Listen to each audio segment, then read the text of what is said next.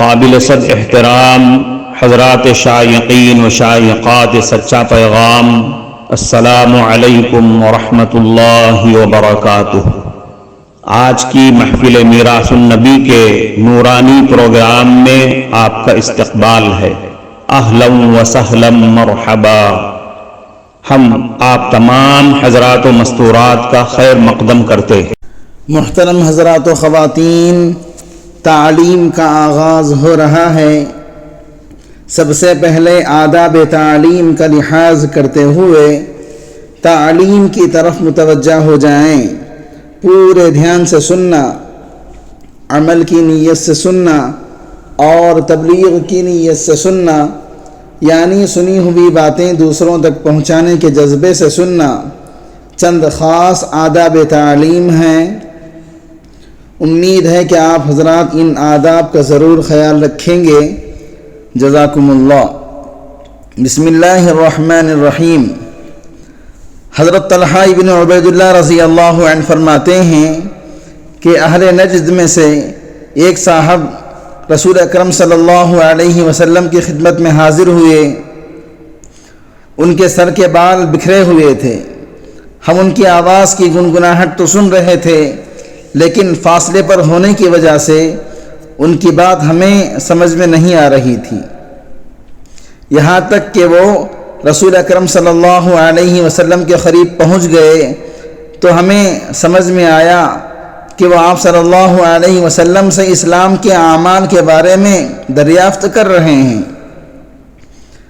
رسول اکرم صلی اللہ علیہ وسلم نے ان کے جواب میں ارشاد فرمایا، دن رات میں 5 فرض نمازیں ہیں۔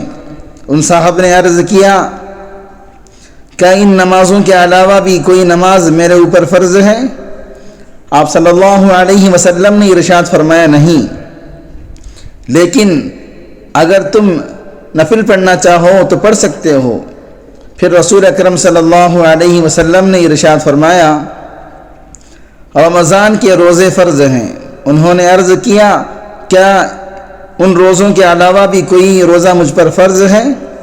آپ صلی اللہ علیہ وسلم نے ارشاد فرمایا، نہیں، مگر نفل روزہ رکھنا چاہو تو رکھ سکتے ہو۔ اس کے بعد حضور صلی اللہ علیہ وسلم نے زکوٰۃ کا ذکر فرمایا۔ اس پر بھی انہوں نے عرض کیا، کیا زکوٰۃ کے علاوہ بھی کوئی صدقہ مجھ پر فرض ہے؟ آپ صلی اللہ علیہ وسلم نے ارشاد فرمایا، نہیں، مگر نفلی صدقہ دینا چاہو تو دے سکتے ہو۔ اس کے بعد وہ صاحب یہ کہتے ہوئے چلے گئے، اللہ کی قسم، میں ان اعمال میں نہ تو زیادتی کروں گا اور نہ ہی کمی کروں گا۔ رسول اکرم صلی اللہ علیہ وسلم نے ارشاد فرمایا، اگر اس شخص نے سچ کہا تو کامیاب ہو گیا۔ حضرت عبادہ ابن صامت رضی اللہ عنہ روایت کرتے ہیں کہ رسول اکرم صلی اللہ علیہ وسلم نے صحابہ کی ایک جماعت سے جو آپ کے گرد بیٹھی ہوئی تھی مخاطب ہو کر فرمایا، مجھ سے اس بات پر بیعت کرو کہ اللہ تعالیٰ کے ساتھ کسی کو شریک نہیں کرو گے، چوری نہیں کرو گے، زنا نہیں کرو گے، فقر کے ڈر سے اپنی اولاد کو قتل نہیں کرو گے، جان بوجھ کر کسی پر بہتان نہیں لگاؤ گے، اور شرعی احکامات میں نافرمانی نہیں کرو گے۔ جو کوئی تم میں سے اس عہد کو پورا کرے گا اس کا اجر اللہ تعالیٰ کے ذمے ہے، اور جو شخص شرک کے علاوہ ان میں سے کسی گناہ میں مبتلا ہو جائے اور پھر دنیا میں اس کو اس گناہ کی سزا بھی مل جائے، جیسے حد وغیرہ جاری ہو گئے، تو وہ سزا اس کے گناہ کے لیے کفارہ ہو جائے گی۔ اور اگر اللہ تعالیٰ نے ان میں سے کسی گناہ کی پردہ پوشی فرمائی اور دنیا میں اسے سزا نہ ملی تو اس کا معاملہ اللہ تعالیٰ کی مرضی پر ہے، چاہیں وہ اپنے فضل و کرم سے آخرت میں بھی درگزر فرما دیں اور چاہیں تو عذاب دیں۔ حضرت عبادہ رضی اللہ عنہ فرماتے ہیں، ہم نے ان باتوں پر آپ صلی اللہ علیہ وسلم سے بیعت کی۔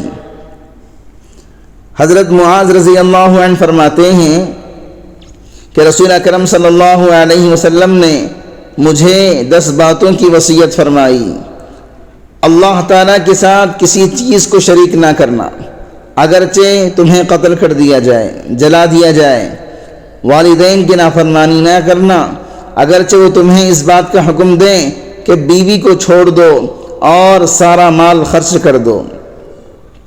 فرض نماز جان بوجھ کر نہ چھوڑنا، کیونکہ جو شخص فرض نماز جان بوجھ کر چھوڑ دیتا ہے وہ اللہ تعالیٰ کی ذمہ داری سے نکل جاتا ہے۔ شراب نہ پینا، کیونکہ یہ ہر برائی کی جڑ ہے۔ اللہ تعالیٰ کی نافرمانی نہ کرنا، کیونکہ نافرمانی کی وجہ سے اللہ تعالیٰ کی ناراضگی اترتی ہے۔ میدان جنگ سے نہ بھاگنا، اگرچہ تمہارے ساتھی ہلاک ہو جائیں۔ جب لوگوں میں موت یعنی وبا کی صورت میں عام ہو جائے، جیسے طاعون وغیرہ، اور تم ان میں موجود ہو تو وہاں سے نہ بھاگنا۔ گھر والوں پر اپنی حیثیت کے مطابق خرچ کرنا، تربیت کے لیے ان پر سے لکڑی نہ ہٹانا، ان کو اللہ تعالیٰ سے ڈراتے رہنا۔ معزز شائقین و شائقات سچا پیغام، آپ کو اندازہ لگ گیا ہوگا کہ یہ مضمون کتنا اہم ہے اور کس قدر فائدہ مند ہے۔ کم سے کم درجے میں سوشل میڈیا کے ذریعے سے بھی ہم اس کو زیادہ سے زیادہ شیئر کریں گے تو دعوت کے فریضے کی کوششوں میں ہم بھی اپنا کچھ حصہ ڈالنے والے بن سکتے ہیں۔